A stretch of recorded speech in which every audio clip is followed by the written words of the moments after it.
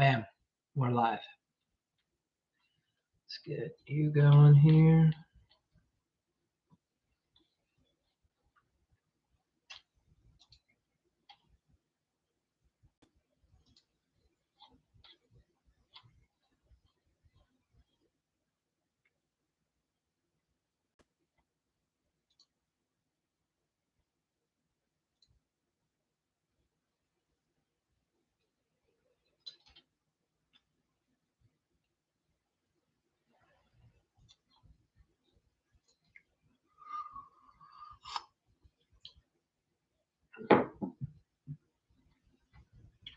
All right, looks like we're getting everything set up now.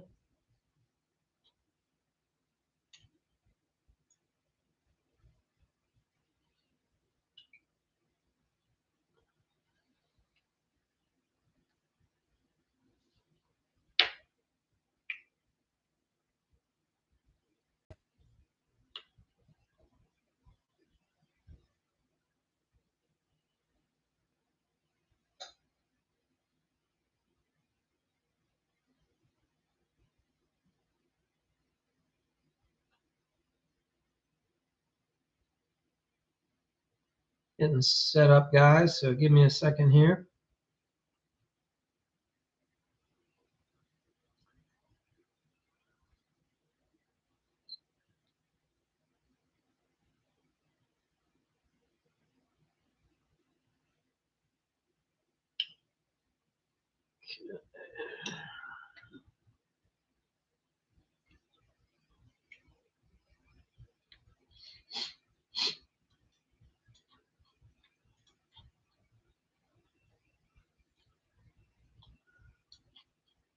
Share my screen.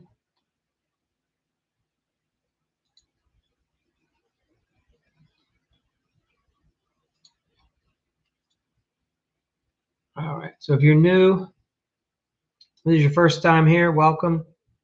Let me know what you do and where you're from in the country, in the world, and what your remodeling specialty is, and then we'll go here.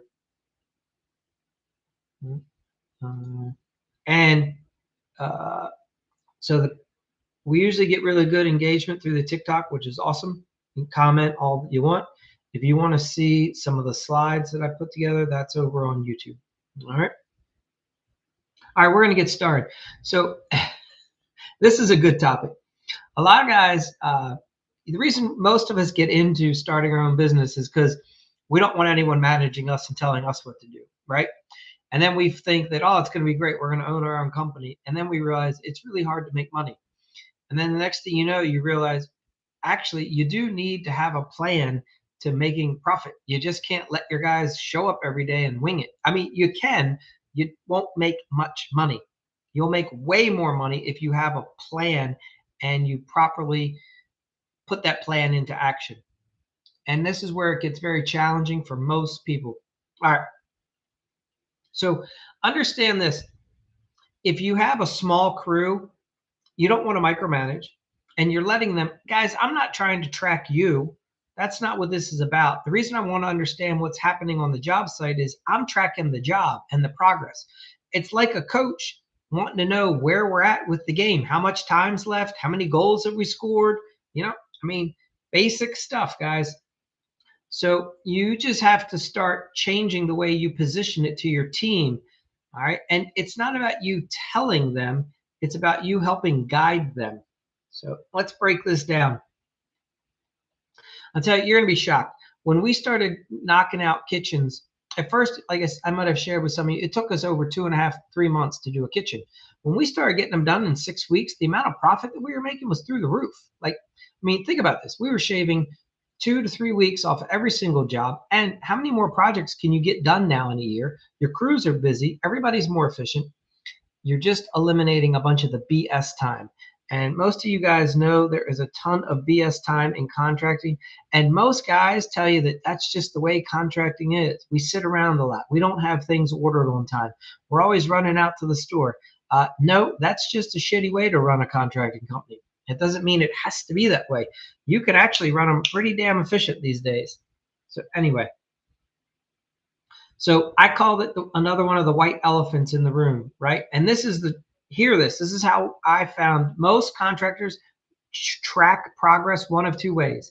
They either are over involved and they micromanage the hell out of everybody and they piss all their guys off, right? They try to track every hour, every phone call. They want to know what their guys are doing every minute. That's ridiculous.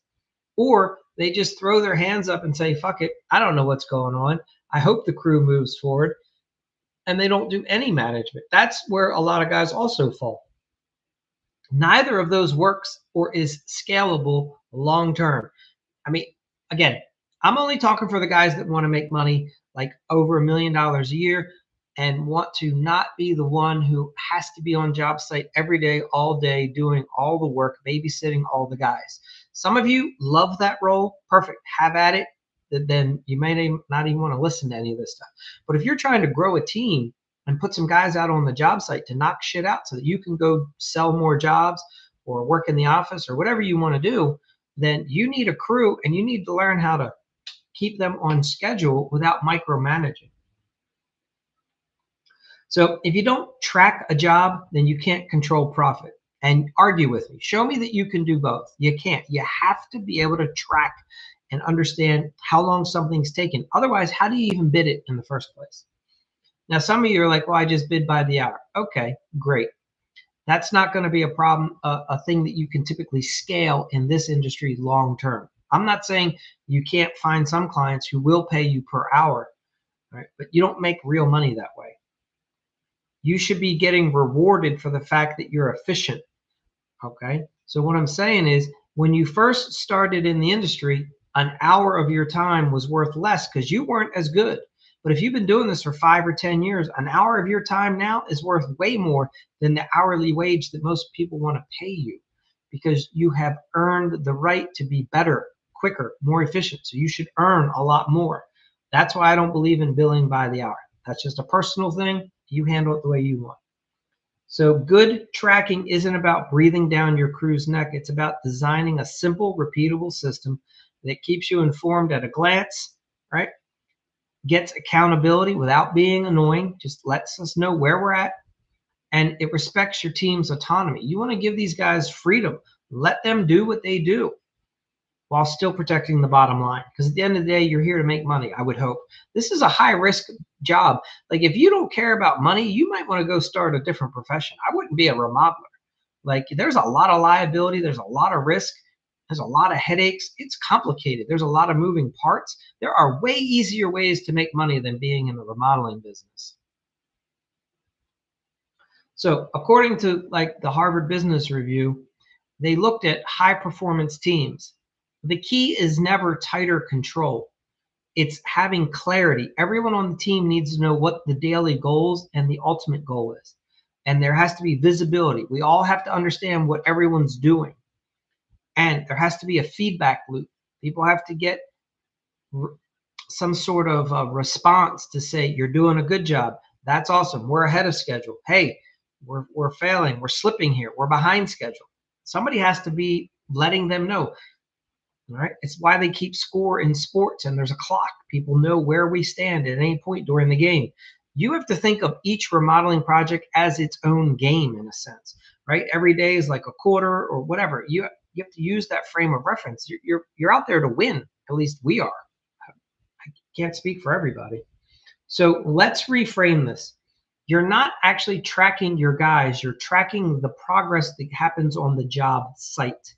There's a big difference here because your team doesn't feel, they don't want you breathing over their shoulder. It's like you're policing them. No, but they do want to win. Almost everyone I've ever met wants to be on the winning team, right? The guys want to work for the best team in the area. They want to feel proud.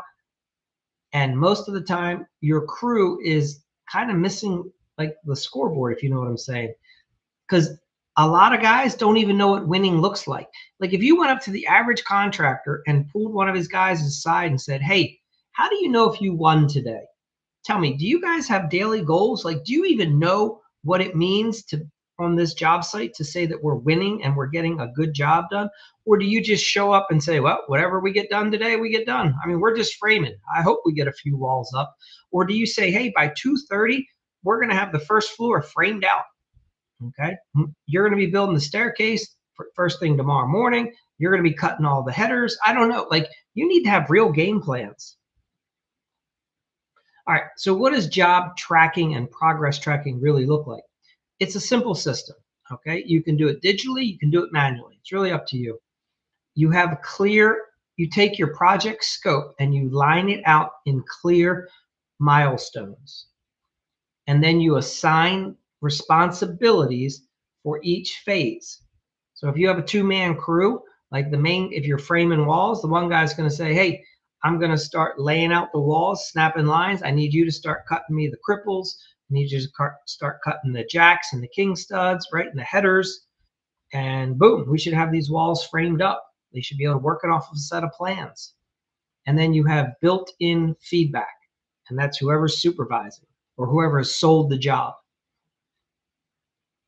So when I meet with if I sell a job, I meet with the crew ahead of time and I give them the real deal. I say, guys, here's what I've sold. I'm charging this much for that project. And they're like, oh, that's so much. And I'm like, yeah. And here's how much we've allocated for each phase. I have given you one half a day for all demo. I've given you one complete day to do all framing, right? You break it down for them, show them the schedule, and help them understand what their daily targets and goals are. Now, the way you use the ARI is this. Use embedded questions. This is how you get your crew's buy-in. Ask your lead guy, hey, what's the best way for us to stay in sync, you and I, so that you don't find me annoying? Ask them straight up, right? Mirror back the goals the team has shared with you. I ask my team, guys, this is how it's been sold. Look it over. Is this realistic? What problems do you see? What is it that you think that I've missed? Where did I overestimate and give you too much time? You have to ask that question too. And good guys will be honest with you. And let them know, say, I know you said being ahead of schedule helps, right? But tell the guys at the same time, guys, I'm not here to rush you. I don't want you trying to go so fast that you're making mistakes that come back later to bite us. What I'm looking for is a balance where you work with a sense of urgency and you say to yourself, these are the goals that I'm going to get done today. So when I get a phone call, I'm not going to then take another 15 minutes and scroll on my phone and waste 15 minutes of the company today. Because as a team player, I want to get the company to its goal. I'll take my break. I'll take my lunch time and I'll do my personal shit then. But when I'm working on the job site, like I'm working towards achieving a goal. Think of it like this. If you had an athlete playing out in the field, the athlete, one of the guys on the team shouldn't be over on the side of the playing field, like scrolling his phone if he's in the game. Does that make sense? So when your guys are on a job site, like they're in the game, like we're here to do something. And sometimes that just has to be a reminder that the guys are given. Yeah, we all like money, Clay. That's awesome. Where are you from? If you sense any resistance, which is common, and often if you have resistance from anyone on the team, it's not that they're being, in my opinion, negative. It's most likely something about the way you've communicated hasn't landed the best with them. So work on some like reframing techniques, right? And just let them know that, guys, these are like industry standards that I came up with. Tell me what you think. What have you found? And share with them, hey, my last few jobs that the company has done, we got it done in this time. Do you feel that that's reasonable? And when you put out questions like that, you will get a much more honest feedback where they won't feel like you're attacking them personally. And most of the guys will tend to agree with you.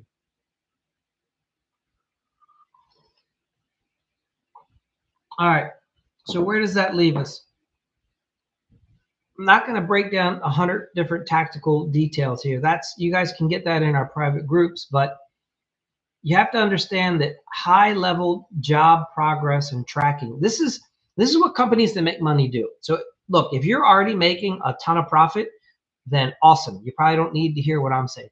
But if you're at a place where you're like, I'm just not making that much money, right? If you're broke at the end of the year and you're struggling to afford a nice vehicle or take vacations, or you can't hire anyone because you can't pay them enough money, then this is the kind of stuff you might want to start implementing, because the companies that are doing well, this is how they do it. You should have some weekly field reports, and you should be utilizing a daily log. Every day, somebody should be tracking what is getting done on a job site. And someone needs to look back at the end of the week and go, man, that was a really good week those guys had. I need to recognize that. Or somebody got to go, what's going on that job site? Because it's Friday and these guys have only gotten done work that should have only taken 3 days. Like, why is it taking them 5? What's happening over there? So keep it simple and understand if there are delays, what are the delays? Why are we having delays? And what is it that could the guys use, or what do they need to get past the delays that they're currently experiencing? So one way to do this is asking the guys to just have somebody should, we like Slack or a Google Drive. You don't have to have all these expensive apps. You can use them if you like, but somebody needs to show like a photo of what a job site looks like first thing in the morning and what it looks like at the end of a day. It's very easy to start seeing progress that way. And when your guys know that they're going to have to take a photo of from the beginning of the day to the end of the day, some of them are going to start feeling guilty if they haven't done much. You don't even have to say anything. Just the fact that they have to put the photo in the file is going to make them say, I better get to work these next couple hours because I was slacking, or I took an extra long lunch break and I really shouldn't have. Don't worry, their internal clock will start clicking. Otherwise, you got the wrong guys on your team, okay? So I'm not saying you don't have to sometimes step in, but if you have good guys on the team, they'll know when they've been slacking. And everybody's human. Everybody has a day or two where they're just not feeling 100%. That's okay. I'm not saying that, but you're looking for patterns. So you should do milestone-based scheduling. All right. So on a job, the whole team should know, like, hey guys, framing's going to be done Wednesday. I'm going to go ahead and schedule the inspector for Friday now. So let's be ahead of schedule. Let's make sure that the plumber's here, the electrician's here. Okay. You should be forward thinking in your planning, not reactionary. You shouldn't be waiting to see where the guys got done every day to then figure out if you're going to schedule them. You should be letting them know, I'm scheduling that inspection. You guys have to get it done. Put the pressure on the guys, not on you to find out at 4 o'clock that, oh, well, now I can't do it. Be predictable with your check-ins, right? Have a system where you, with your lead carpenter, you follow up with them every morning or every afternoon, okay? It's not reactive, it's proactive. Keep it short, keep it structured. Don't be talking to them about 17,000 different, just a real quick, hey, how are we doing? I saw the schedule you sent me this morning. It said that you guys were going to have all the upper wall cabinets installed before lunch, and you're going to have all the base cabinets installed after lunch. How did that go? Let me see the photo. Uh-oh, I'm noticing that the refrigerator cabinet didn't get put in. What happened? Right? You have that conversation, and then you're done. Also, there should be some client-friendly, like, progress briefs. And here's what I mean. You want to keep the client up to date as well and keep them in the loop and let them know, hey, Mr. and Mrs. Smith, at the end of the week, this is where we expect to be, right? And then you touch base with them a little bit every day, let them know. This helps build trust. It's going to reduce the homeowner trying to micromanage you. Tony, I'm from the East Coast. Where are you from? Says you're from. So keeping the homeowner in the loop is going to, again, keep them off of your back. You have to demonstrate that you have a plan, you know what you're doing. So for us, we do a Gantt schedule, and that is provided to the homeowner, and there is one on the job site. And what's nice about the printed one on the job site is guys get to cross off the tasks that are getting done, and they get to initial them as they're going forward. And again, I've talked about this before. When they have ownership in getting things done, you'll be shocked. Guys want to get things done when they can cross it off and put their initial next to it. Hey, I did that. I took care of that. Yeah, it works. And this is how you find what guys on your team have pride in their workmanship. and take pride in themselves and doing a good job and giving you a good effort. Now you should be paying these guys and compensating them well. So if you don't have guys that are eager to get work done, first you have to say to yourself, is it a pay issue? Am I just not paying these guys enough so they're not really incentivized to give me a whole lot because I'm not giving them a whole lot? Okay, but if you're paying above average and you're a good boss and you compensate them well, then you have to sit there and go, okay, what's the motivation? What is it that's keeping them from being motivated on the job? All right. So you have to recognize that you need a system that's going to work even when you're not on site. So if you're going to scale and grow this business, then you should not have to be on site every day. You should be able to take 3 days and not go to a job site and be confident that the guys are going to push it forward just like as if you were. Now, one thing I do occasionally is I will swing by jobs unannounced every now and then. I'll just say I was in the area, right? And you do that to just every now and then keep guys on their toes. The best way I can explain it is if in the back of your lead carpenter's mind, they're like, the owner, he might stop by at any time. I really never know. They tend to just be a little more honest with what they're doing. If you're the type that always gives a heads up all the time, or if you're very predictable, if you only show up at like 3 o'clock every day or 7 a.m., you got to be careful because some guys will take advantage of that. Now, most of the time, like 85, 90% of the time, I let the guys know when I'm coming because I'm not there to shock them all the time. But every now and then, like, maybe every 2 months, you should just show up unannounced at a random ass time. And you just get to see, are your guys doing what they're supposed to be doing when you're not there or they don't expect you to be there. Okay. And you're not a jerk about it. You park, you observe, you go in, you just say, hey, what's up? No, I was just in the area. I know I'm just here for a minute. I'm swinging by, and then you leave. You don't make it an extended remix. If you notice that they're not doing what they're supposed to be, you don't say a word. You just make a note mentally and you move on. And here's why. The good guys will feel guilty. They'll know that they weren't doing what they're supposed to be doing. They'll appreciate that you didn't even say anything. And when you leave, they're going to work and get their act back together. You won't have to worry it again. But if you get into this whole thing where you start arguing with them and yelling at, it's just a disaster. Don't do that. If you find that you've stopped by like 2 or 3 times randomly and they're never working, you need new guys. Plain and simple. All right. I find that when I swing by, the guys are doing what they're supposed to be doing. I have the right guys, and you'll find the right guys as well. Yeah, if everyone's on the phone, Charles, this can happen. Hopefully you have a phone policy that all your employees sign.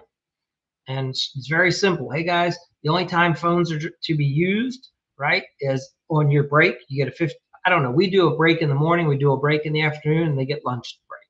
So they get 15 minutes. Otherwise, they're not to be on their phone. They could be listening to music or something like that, or a podcast or whatever, but they're not, the phone isn't in their hand is what I'm saying, okay?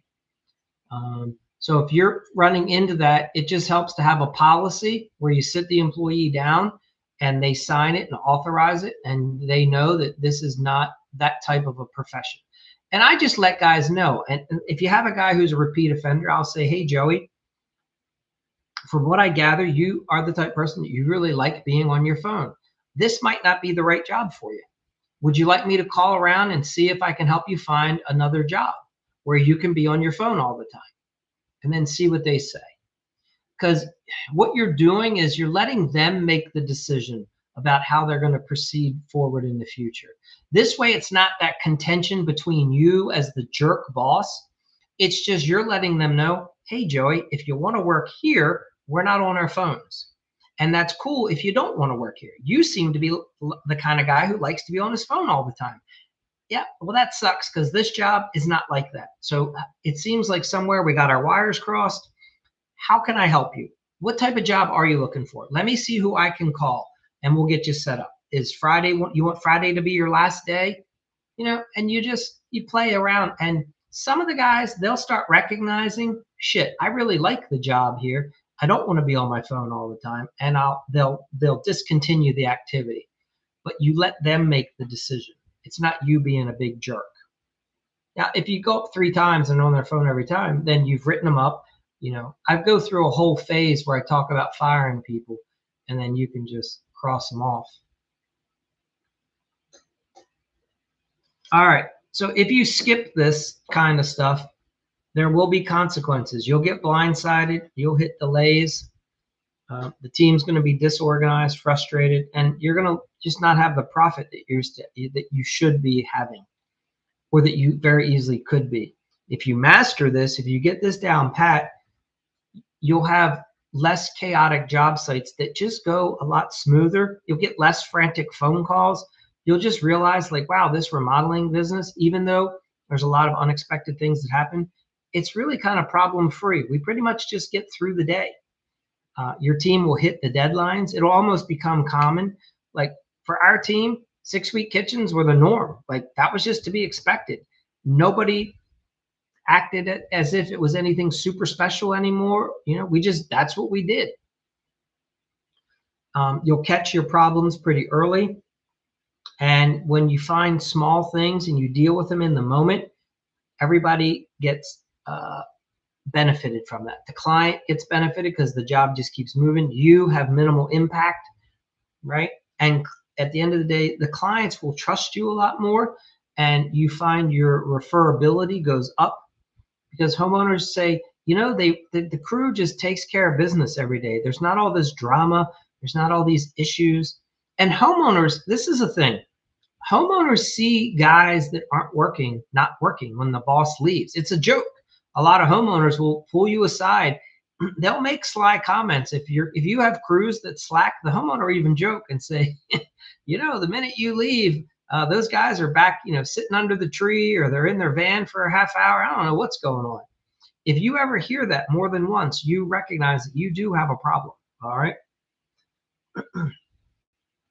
So understand that it's not about more meetings, and it's not about constantly reprimanding people.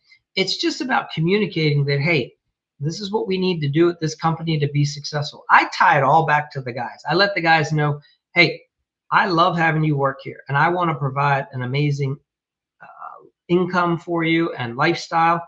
To do that, you have to help me hit these schedules. All right. We have to be efficient, and we have to be professional. And what that means is we're going to be better than 90% of the other companies out there. Not because I'm a slave driver. It's because you have pride and respect in what you do. I take pride in what we do. And our customers are proud that they've hired us because we're professionals, right? That's what professionals do. They show up, they get the job done. And you have to explain that to the guys. And this is what it looks like to be a professional remodeler. I get it. That crew that you worked for last summer, yeah, it would take them 3 months to do a kitchen.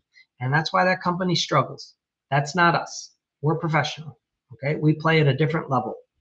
And you just encourage them and say, you can do this. I do it. You can do it. We're going to get there. You pay them well. You compensate them. And when guys start consistently hitting your goals and targets, I let them leave early. Like I let the guys know, hey, if the schedule says the framing is supposed to be done by the end of the day, and those guys that day decide, hey, we're going to not take as long of a lunch break, and we're going to bang it out, and they didn't have any problems. Some days it happens like that, right? And if they're done by like 1:30 and they want to clean up and be out of there by like 2:15, have at it. I've got no problem with that because we met the goal. I'm not going to be a slave driver and tell them to hurry up. Now that you got that done, let's get started on the next thing. That's where you start taking advantage, in my opinion. You take advantage of the guys, and now they're not going to work hard for you in the future. What I'm saying is, if they meet the daily targets and they were fair, reward the guys. Tell them, hey, this is the goal for today.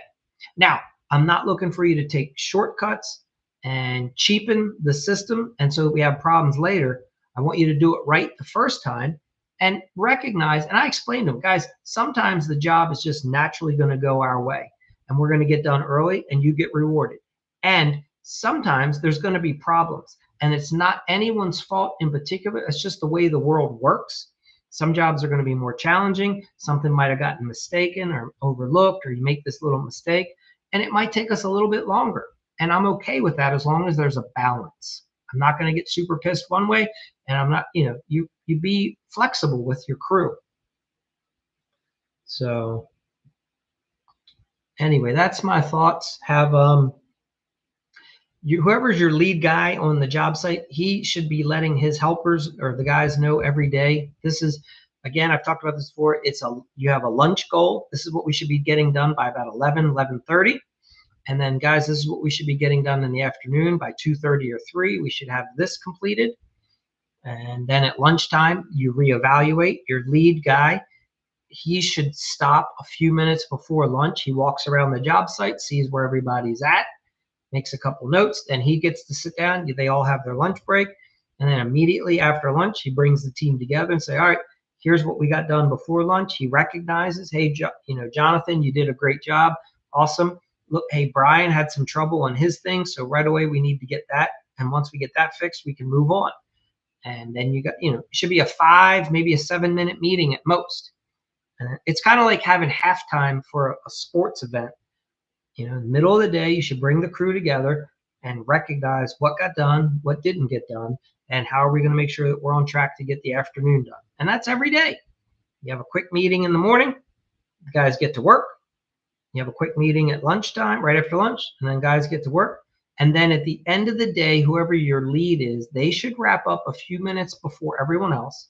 They should walk around and reevaluate so that they already know what the game plan is for tomorrow. And a good lead carpenter, as the guys are cleaning up, he'll go around and mention to the guys, hey, awesome job today. Here's what's on the agenda tomorrow. Just want to give you a heads up. When we get in first thing, we want to be working on this and that. So I'm just letting you know now so that you're ready. When you come in tomorrow, that's what we're doing. And that's it. It should be a quick, brief prep to let them know that, hey, this is what's on the agenda for tomorrow.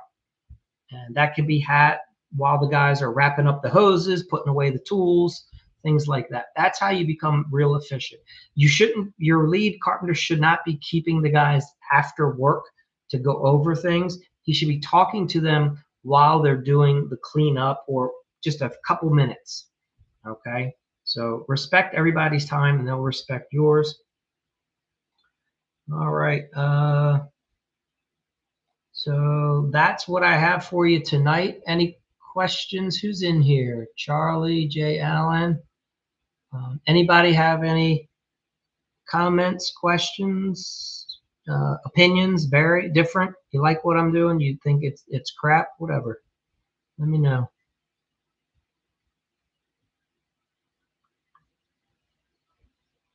Somebody has to be saying something.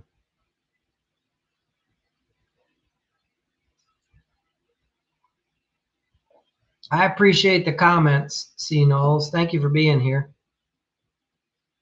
I definitely appreciate your feedback.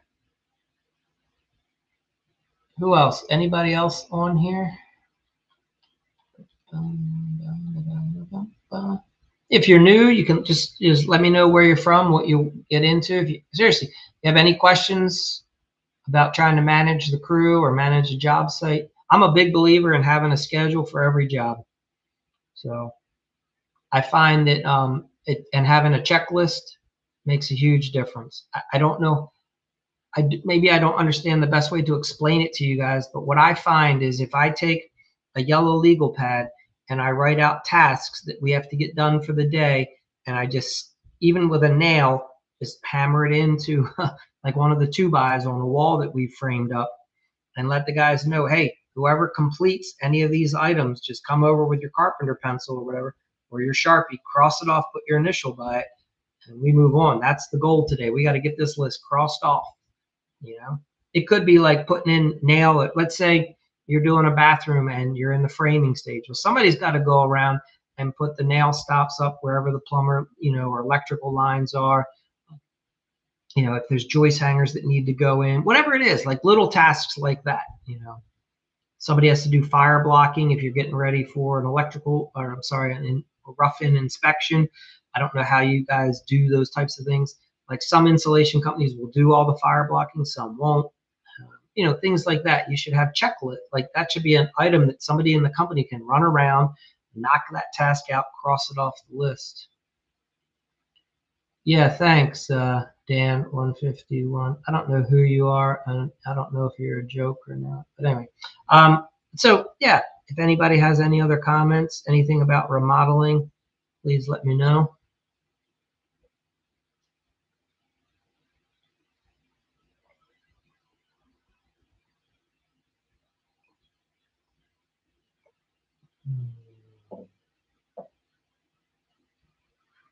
And again, you can, if you haven't already, you can use AI, right, to help you come up with a job tracker. So whether you like Grok, ChatGPT, Claude, um, DeepSeek, in the prompt, you'll say, hey, I'm a remodeling contractor, business owner, project manager, and I'm creating a job progress tracking system. And I want to do this without micromanaging my team. So I need to find a way to do weekly and daily field reports. I need a template. It'll help you create the template.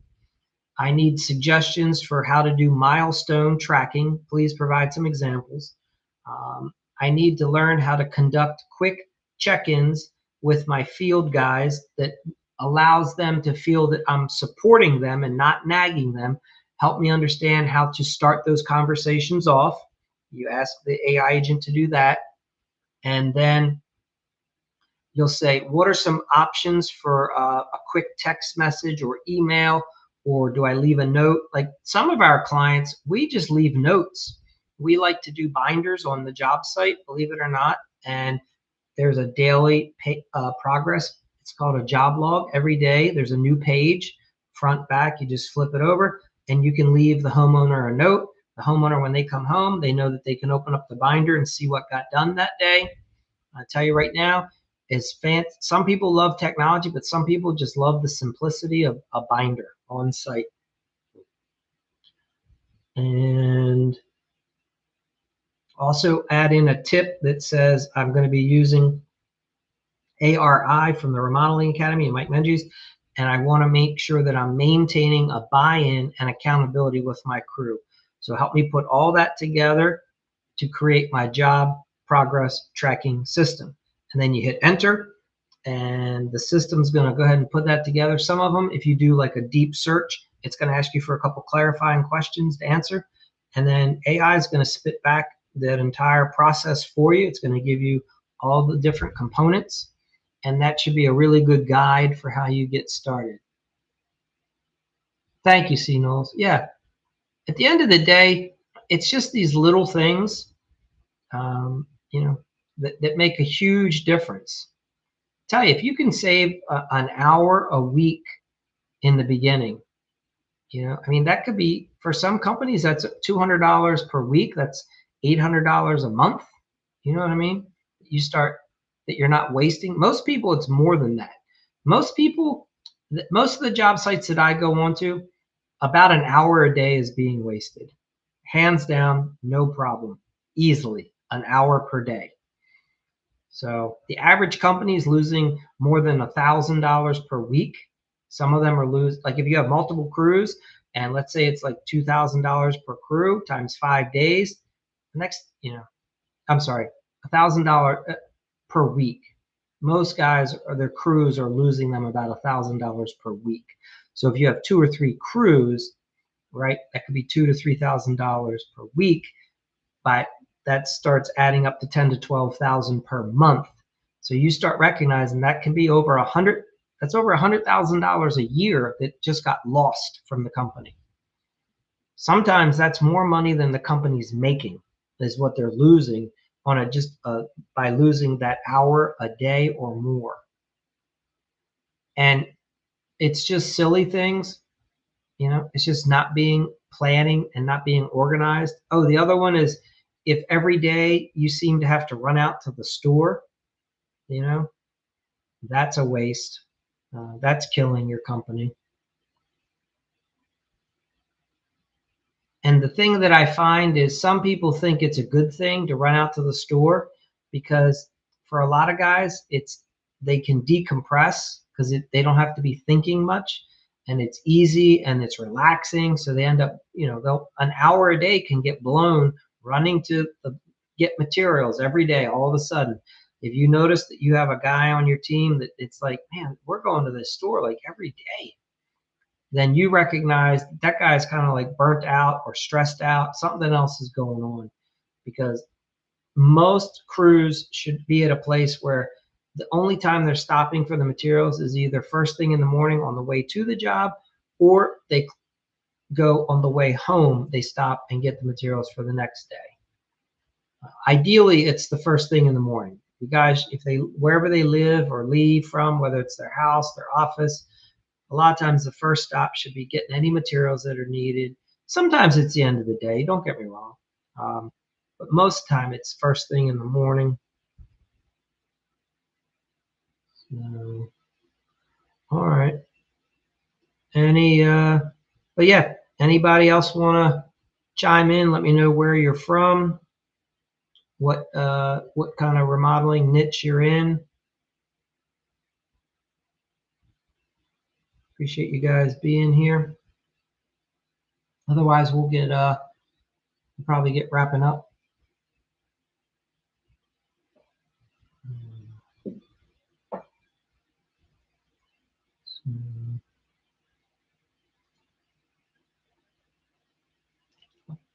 Quiet crew tonight.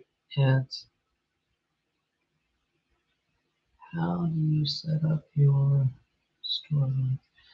See, Knowles, give me when you say, you mean like store accounts? How do you set up charge accounts with the stores? Is that what you're asking? Yeah. So this is what I recommend.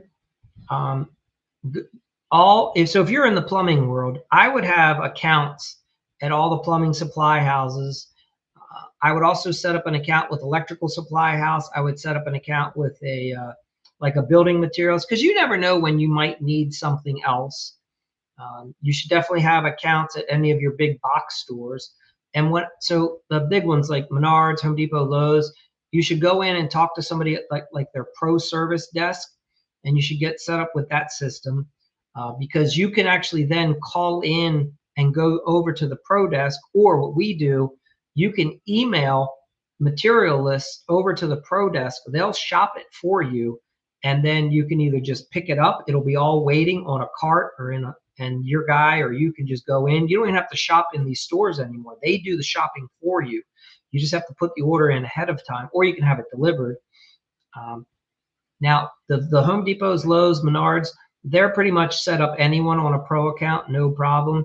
I would also recommend getting on their credit card system, because then you'll get points. So the more money you spend, the discounts. But also with your local plumbing supply houses and these, you'll want to set up accounts. Apply for a charge account as long as you're set up as a company, LLC, S Corp, C Corp. So when you say which is cheaper or better, so here's the thing: your supply, like, I'm a general contractor. I have accounts at plumbing supply warehouses, electrical supply houses. I prefer to go to them as opposed to any of the big box stores. And this is why. All the guys or girls that work at these supply houses, they know the business inside and out. And if you need a product, you're going to get the right product every time. Okay. So, and you're in and out much quicker.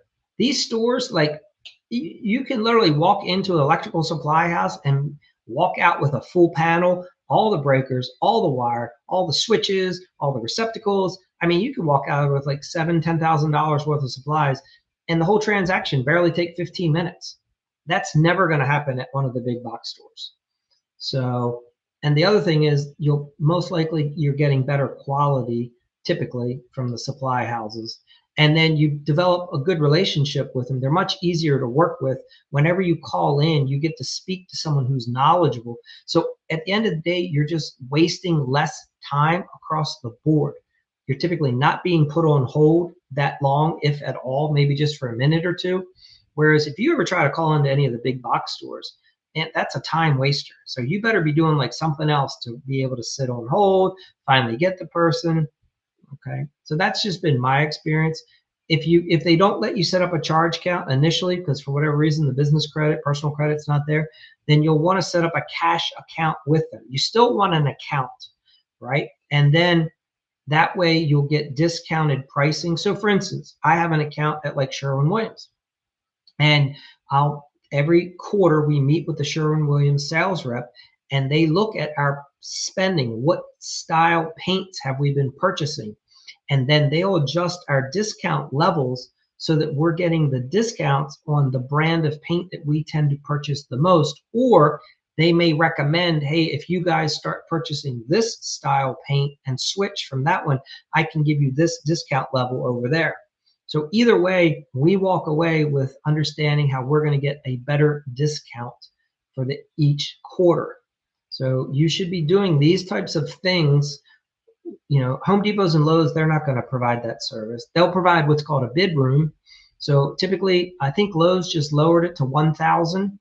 So as long as you have an order for $1,000 or more, you can have them put it into what's called a bid room, and they'll look at it and see what discounts will be available because you're making a large purchase. So that's why sometimes, this is what I find. Most contractors like to buy little things at a time. Like they'll go in one day and just buy all the gang boxes, right? Or you might just go into the plumbing supply house and just get the pipe or the PEX, the roll of coil, whatever you're buying. But you're not buying everything you need for the job because you're only thinking one task at a time. What I would suggest you do going forward is you get a list of every single thing you're going to need for the job, and you may want to order it all at once. Now, you have to check with the people in your area, but you may find that you get a discount. Now, things come into play. You might not have room in your vehicle to store that. You might not have a warehouse that you can safely put that. So I understand that there's limitations. So when I talk, things aren't black and white. It's a sea of gray. But what I am saying is, for us, when we have a large project, we put in large orders at one time because we get huge discounts. If we put in a $60,000 order, we're getting a discount. But if we just went in and spent $1,000 here and $500 there, we're typically not getting a discount that way. So we'll make the huge purchase at one time, most likely get all that delivered to the warehouse, and then we're the store for the next 6 weeks. It's a different way of thinking, but this is how you optimize, in my opinion, your leverage. You have to leverage yourself as a business. So, and I would have accounts at multiple supply houses. So in my area, for instance, there's like 3 plumbing houses, there's 3 electrical suppliers, there's only like 2 lumber yards. Oh, there's 84 lumber, and then there's 2 others. So we have 3. I set up accounts at all of them, and over time you'll start to see who has the best customer service, who has the best salespeople, who answers the phone. Some of my building supply companies, they have sales reps that come out to the job site. They'll do my takeoffs for me. I'll say, hey, we're going to be doing a roof and siding. We're doing soffit and gutter. Here's the address. Can you do my material takeoff for me? They'll do it for me because I'm ordering all the material from them. So these are things that a lot of guys don't even realize can be happening for them. This is how you can grow your team, grow your volume. And when you order that way, you'll save some money as well. What else? What other questions that you have? But yeah, I'm a bigger fan of dealing with supply houses than the Home Depots and Lowe's. And partly it's because of customer service. Home Depot and Lowe's just don't provide the best service in our area. I can't speak for all areas in the country. I live in a bigger metropolitan area, and they just can't keep up. And then the part of the problem is Home Depot and Lowe's hires the cheapest employees that they can find. I mean, literally, they have people that have a pulse, but the person doesn't know what they're talking about. Do you know what I'm saying? Like they know where the electrical aisle is only because it says electrical up above. They wouldn't know a junction box, from an angle shutoff valve half the time. I mean, that's the quality of the person that's in the store. So what ends up happening now is you have to know how to get everything. And now you're losing time, in my opinion. Whereas when I call up to one of my distributors and I tell them this is what I need. I send them the email. When I show up, the whole order is ready to go. I just have to pull up the vehicle, whether it's the van, the truck, the trailer. We load up and we go. So it's a whole different experience.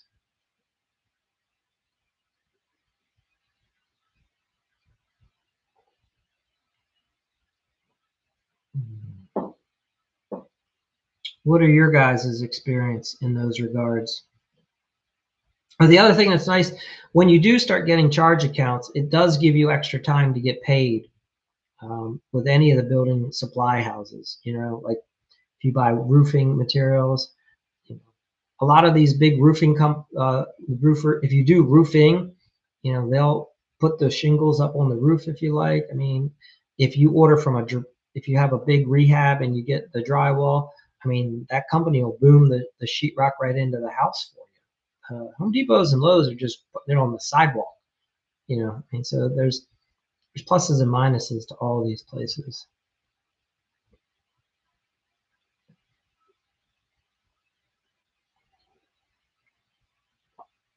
All right. Don't be scared to comment. I know you guys feel free to, to ask any questions.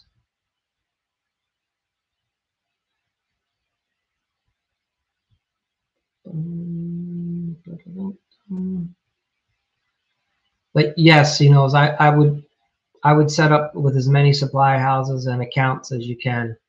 The accounts are free. They don't cost you money to set up. What you can do is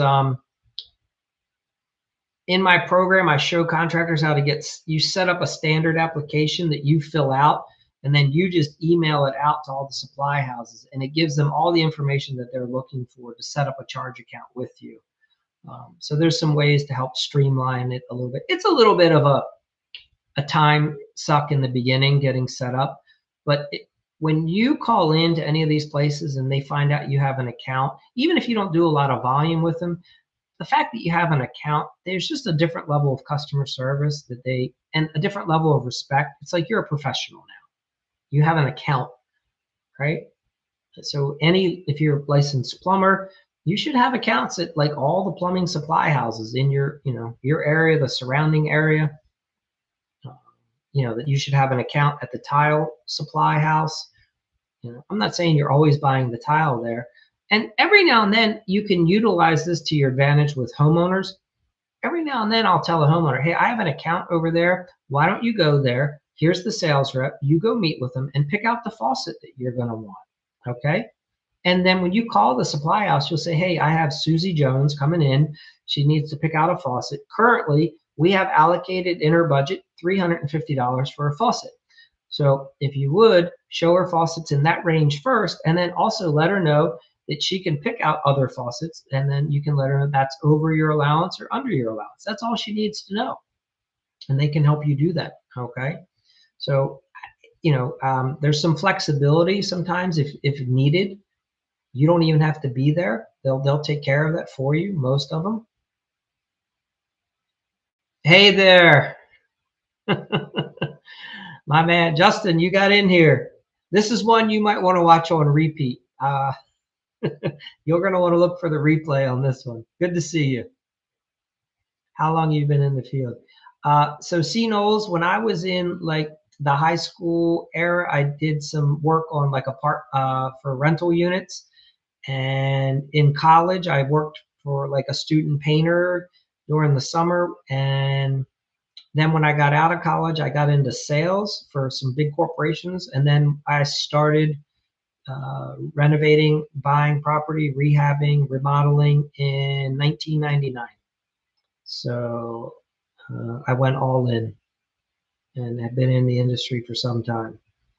So I got started buying houses, fixing them up, right? I had some as rental properties, some I sold, and it was frustrating bringing in crews to get the work done. And I was frustrated with the whole process, and I was like, this is ridiculous. So I started my own remodeling business because of that. Also, what was happening was whenever I was fixing up a house, all the neighbors wanted work done. And in my state, you have to have a license. I don't have to have a license to work on my own property, but the minute I want to work on somebody else's property, you have to be licensed and insured. So I was like, this is insane. I should start a remodeling company. And hear me when I say this. It is so easy to make money in the remodeling business if you understand how to run a business. It's crazy. Like I recognize all I have to do is call people back, show up on time, and manage the job, and I'll make money over half the competition. Like what other industry is like that? I'm telling you, this industry is it's way easier than most people make it. That's why I got into it. When I was looking at businesses, I was like, yeah, I think I'll be in the remodeling game. Yeah, there's money to be made there. But you have to approach it from a different mindset. That's all. You just can't watch what everyone else does and say, I'll do it like them because they're struggling. So, but yeah, Justin, glad you're here. Um,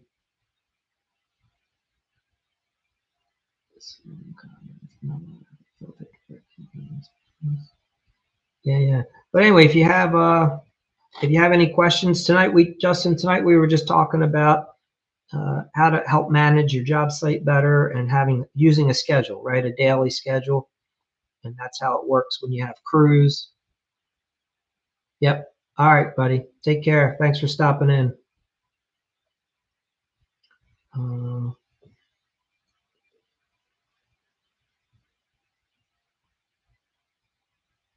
yeah. So the replay, yeah. If you want to watch the replay, exactly. Yeah. So go to the Remodeling Academy. We have the YouTube channel. And right now, all these lives, so like right now, this is being recorded and you can go under our workshops. I believe the way YouTube does it, it either says live or it says workshops. And then under there, and what's crazy is that these don't get a lot of views on the YouTube. Most of the views come from you guys on TikTok. There'll be like 400 people that'll pop in here on TikTok. And there might be like 3 people that pop in on the YouTube, whatever. But it's there. If you want to go back and watch it, it is available for you. So I recommend that. Yep.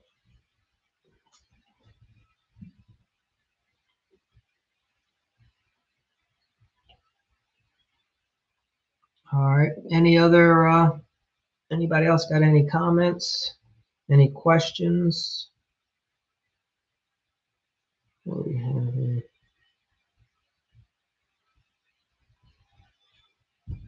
Yeah, thank you, Justin. Appreciate the gift badge. It looks like that's awesome. So, but yeah, see Knowles, if you hopefully you'll start setting. Maybe you already have some accounts, with your distributors in the area, your plumbing supply houses. So, you have to check your area because every area is going to be different. I found in my area the supply houses had just better quality materials across the board typically. So, and the guys were more knowledgeable. So if I had questions, like I'll give you an example. So I have a rental property, and about a year, it's probably been 3 years now. It goes by fast. I wanted to put in a tankless water heater. I was going to do the work myself because it's my own unit. But I had never installed. I'm sorry, we installed a tankless water heater about 15 years ago on another property. The first time it came out, and I had to bring in a licensed plumber because it was a house we were selling. And there were some things about that we had to adjust the lot size of the gas line because it required a larger gas line than the house had. So on this particular last install, I needed to get like a stainless steel double walled exhaust tubing and things like that. So I just went to the supply house and I said, look, here's the tankless water heater that we're installing. I need this, I need that. And they sourced all that for me. I didn't have to spend 3 hours looking online, trying to figure out where to buy it from. I just let them do the work. And that worked out really well for me. I'm a big fan of leveraging other people's expertise. I don't need to become the expert in everything. I need to just make sure that I find competent individuals. You can't trust anyone, but when you find sharp people that know what they're doing, I would say I'd leverage their ability. Okay. Yeah, good for you. I think you'll find it'll be a good benefit for you. And again, if you start utilizing the system where you put your orders in ahead of time, most of these guys, so years ago we would fax them, right? And then everything switched over to email. I find that when you get your relationship with the counter, whoever you talk to, find out how they prefer it. But a lot of places you can email the orders over and they'll have a cutoff time. They'll tell you what it is. They'll be like, hey, as long as you get an order into us by 2 o'clock, it'll be ready for you at the pickup counter. The other thing is a lot of supply houses open earlier. A lot of them are open at like 6 in the morning. So you can roll in first thing, get what you need. The other thing is it gives you a chance to network with some other people out in the trades, learn what the newest stuff that's happening, understand how manufacturers' products are performing.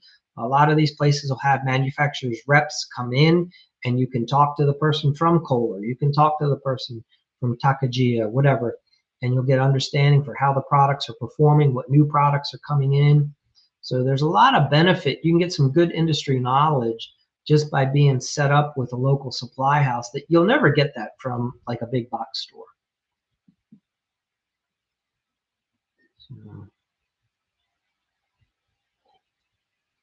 And also if you're, yeah, like a trade show, exactly.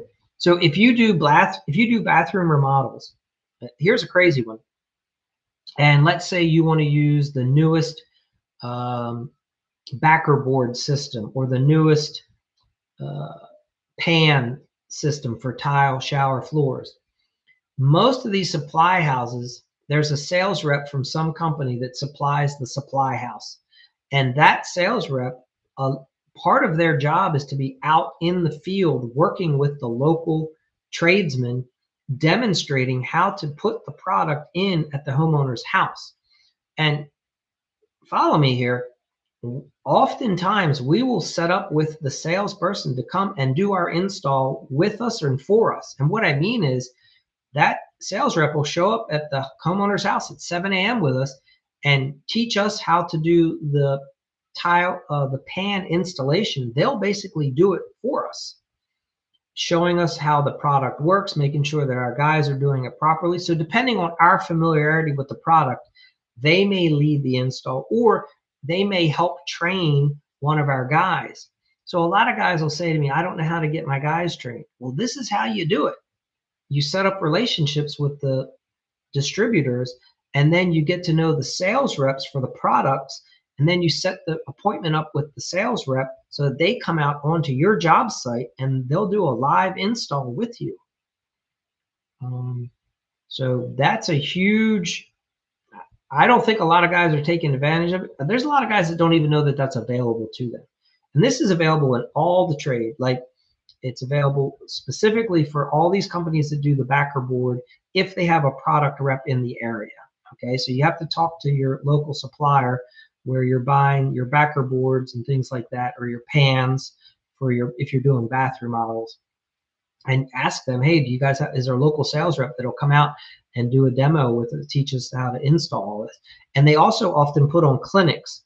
So a lot of these supply houses, like 4 o'clock or 3 o'clock in the afternoon, they'll have like a 2-hour clinic where they'll set up a mock installation and show you how to use the product, and they'll teach your crew.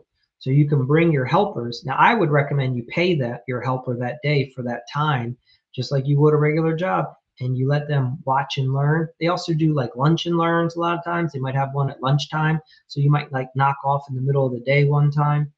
So yeah. So the ones if the ones that they're putting on at the actual distributor supply house, that's for practice. But when they come out to your job site, that's for real. Like they're putting it in, and you're going to roll with it. We've had guys help us with siding. We've had roofing reps come out and help us with new roofing products that they want to make sure that we understand the proper installation. Window reps, if we're going with a new product line, a new window, you name it. So yes, it's a good way to get training. And then a lot of these companies, you can become certified as an installer of their product by doing stuff like that. So that's another thing that you can add to your website. You can explain to homeowners that you're a certified installer for this product. that you've met with the manufacturer, that they've come out to your job sites, they've witnessed how you install the product. So, you're not just winging it. You're not like a rookie. You're experienced veteran at this point. All that adds value, and all that helps you sell the job for a professional price and helps the homeowner feel safe and fuzzy and warm. And like, oh, we should hire C. Knowles. He knows what he's doing. He's not a rookie. He's a veteran. Yeah. Any other, hopefully this stuff helps you guys. Any other questions? Comments? Things that are pissing you off, challenge you out in the field, whatever? Homeowners that are frustrating you? It's all part of the game. Hopefully you don't take it too serious at times. Just remember, any homeowner who's angry, they're not typically angry at you. They're angry at their own self, their own life. Something's not working for them, so they just take it out on you. Now, it's still not right, but what I'm saying is you can hopefully diffuse the situation a lot sooner when you recognize, I can't tell you how many a homeowner will call me up all pissed off. All right, you're working on change orders. Good. Do you have a change order paperwork yet? Do you have the actual paperwork? But not yet. Okay.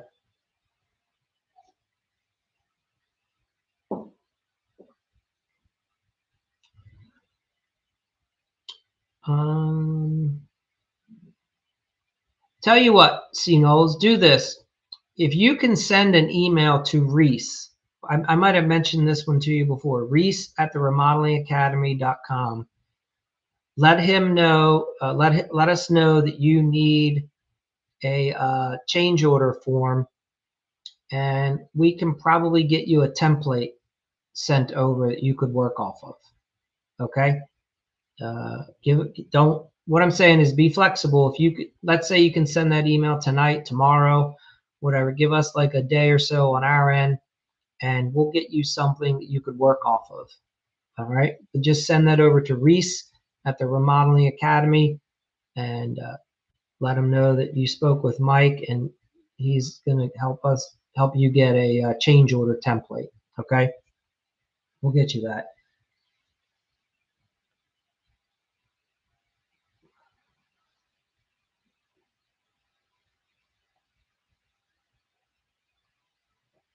Yeah, and like I talked about the other night, the number one key with the change order is during your sales presentation. Like if you're selling a bath remodel and the homeowner says, okay, we're going to hire C. Knowles to do the bath remodel. Let's say the project's $20,000. When they're assigning the agreement, you go over, Mr. and Mrs. Smith, one of the things we've noticed over the years is that when we do demolition on any property, there may be what's called an unforeseen circumstance that we couldn't predict because we can't see through the wall. You don't know it. I don't know it. And at that point, if something like an unforeseen comes up, it requires a change order. This is our change order procedure and policy. Hopefully we won't need it, but it does come up, and you let them know, hey, I've been doing this business a long time, and I've been doing it long enough to know that it happens. Okay? Because there are people that hide things, and none of us would even know that it's there because somebody did a shoddy repair 3 years ago. We can't predict that unless you rip everything out first, and then we see what we're working with. Otherwise, this could happen. And we recommend that most homeowners have about 10 to 15% of whatever the project budget is as a potential reserve, that there could be some, on a $20,000 job, very easily $1,000 repair could come up, especially when you're removing toilets. That toilet could have been leaking for 3 years and nobody even knows, because if there's a surface below and a surface above, and you can't see the framing members or the plywood or the subfloor, whatever, it could all be rotted. And the only way you're going to know is when you start tearing everything out. Joists could be rotted. The previous plumber could have hacked a joist, and now there's absolutely no support. And you, with a good conscience, you can't just leave that alone. Now you're making a structural repair. So I don't use any paperwork really. Most people aren't that bad, but some. Well, that's up. Yeah, up to you. I'd recommend put it in writing. I find that it just eliminates confusion across the board. Um, hey, Mr. and Miss Smith, this paperwork protects you, it protects me, but that's up to you, obviously. Um, but I would go over your change order policy in advance. That way, if it does come up in the during the construction, it's much easier to language it and proceed with it, where the homeowner won't be frustrated that now there's a change order. Because if you don't bring it up front, we have found a lot of homeowners feel like now you're taking advantage of them, and that's not the case at all. But I'm just sharing that's how it feels to them. So, but when you bring it up in advance, then they recognize, oh, he said that there would be a possibility for a change order. We're the ones that there's a change order. Okay, interesting. Yeah, so everything, obviously, region, different parts of the world and the country. Obviously, there's, I hear what you're saying, and I can appreciate it. Yeah, there's always going to be a difference.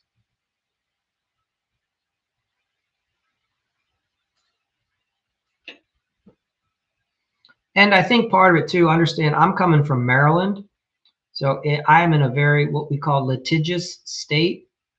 People will sue for just about anything here. So I've been conditioned over the years to how to protect myself from being sued. So I'm a paperwork person. I like to have everything well, how do I put it?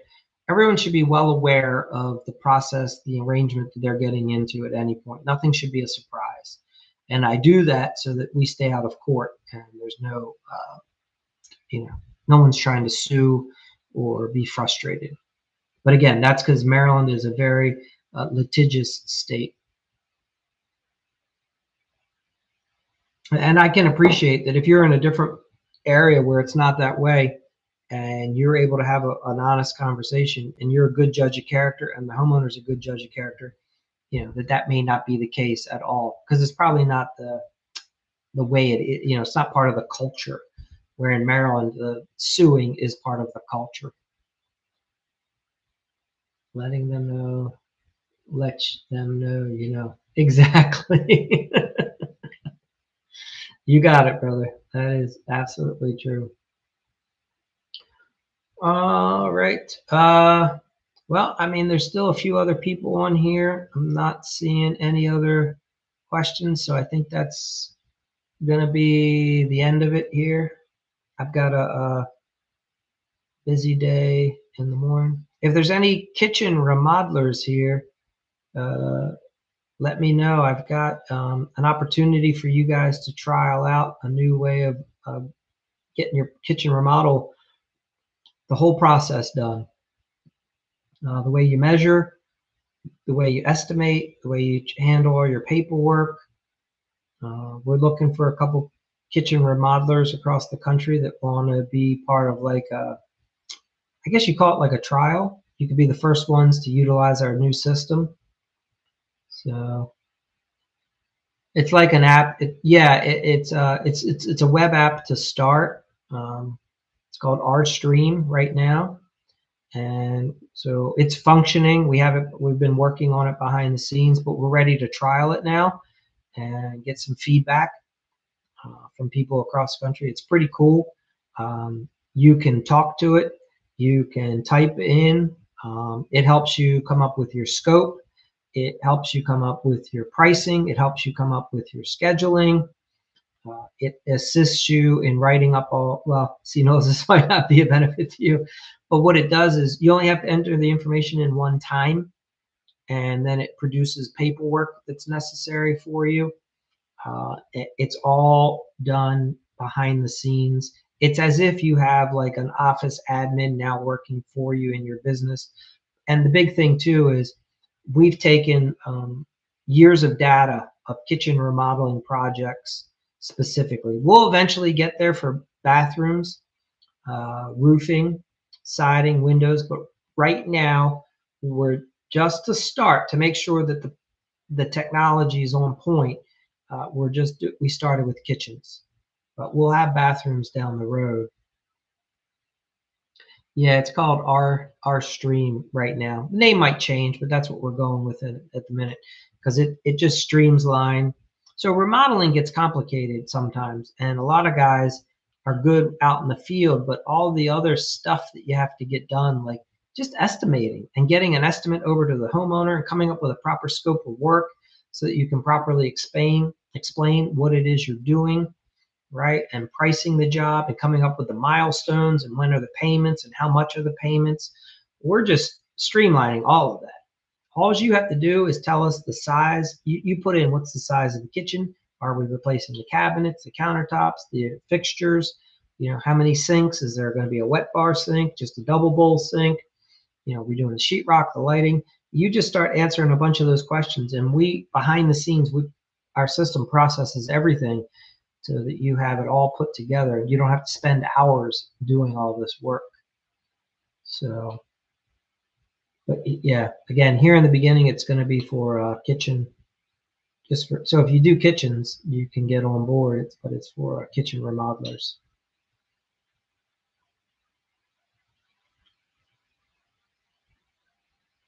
All right. Well, all right, guys, I think that's everything. So again, appreciate you being here. And otherwise, I think we're going to bounce. Let's take a peek. Let me stop sharing my screen. Give me one second. Cancel that. What do we have on tap for tomorrow?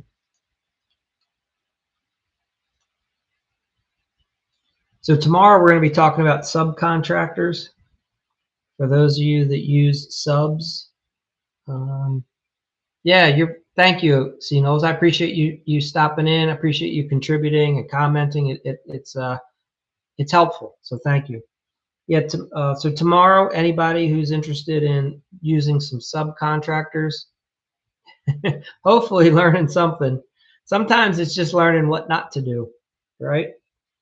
And I can only share with you what I've learned through many. It's like banging your head up against that wall. I've done that for years.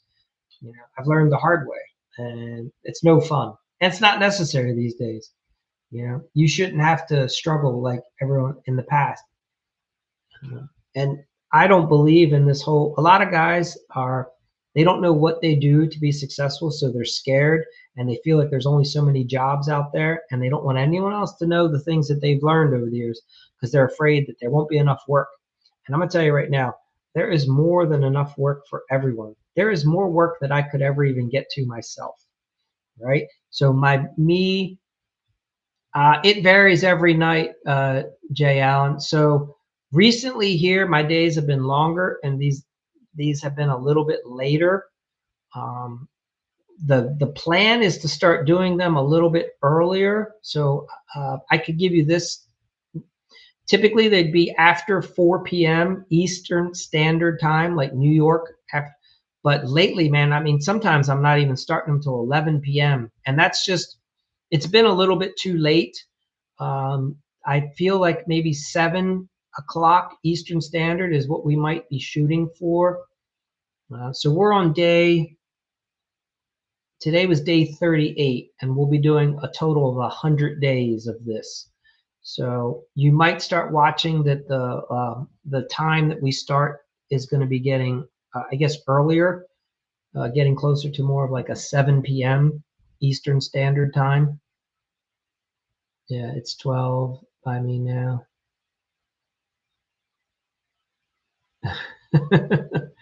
Yeah, it happens.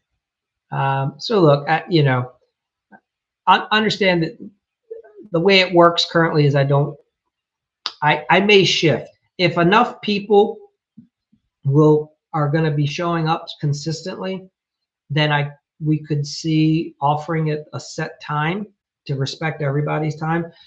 And that's what part of this process is. So, right. So by me going live, I'm learning more about, I try different times to see when we can capture kind of the most people and get the best engagement. For whatever reason, sometimes later at night works a little better. I don't know. But anyway, we're still trying to figure all that out. Many people have suggested 7 p.m. East Coast time because that gives us a wide window to getting people around the world, whatever time they're in. I don't know. We're still trying to figure it out. So, but if you're a subscriber, you should get a notification that we're live. That if you pay attention to those kinds of things. Otherwise, yeah, it's just hit or miss. Sometimes a lot of times if you're in our Facebook groups, I will put up a post, and once you see me post about the topic, you can know that the live will be coming shortly thereafter. That's anyway. So I know that's not a perfect answer, just letting you know where we're at the moment. Still trying to figure it all out. So, and I'll appreciate feedback. Like if you guys want to let me know, like, hey, I can, you like this time of day, this time of night. But I say that with caution, and hear me. I'm not saying that it's always going to be the same time. If you've noticed, lately it has been a little bit later, but it's not always like, so I don't want to set a proper expectation to let you know that these things are going to fluctuate, right? Because you got to imagine I'm doing it every single day, and my schedule fluctuates, and I got to work around things that I'm doing in my personal life with family time, right? So sometimes we're going out to dinner, right? I'm not going to be going live if we're out, or I might be visiting with family or have friends over or whatever. I might be on a job site, whatever. So I try to do these when I have a good hour window that won't be obstructed. So, very cool. All right, well, that's everything for tonight. So thank you, Jay. I appreciate that. And C. Knowles, I definitely appreciate you being here. You guys are awesome. Thank you.